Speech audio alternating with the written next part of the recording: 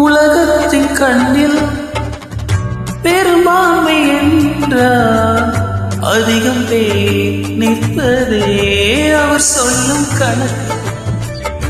அப்பாவும் கண்ணில் தனி மனிதனாயினும் நீ துணை நிற்பதால் பெரும்பான்மை எனக்கு. அடவூர் என்ன சொன்னாலும் பாரது நின்றாலும் பிள்ளையல்லோ நான் உமக்கு. அடவூர் என்ன சொன்னாலும் பாரது நின்றாலும் பிள்ளையல்லோ நான் உமக்கு. இல்லாத தகப்படுக்கு சமவெளி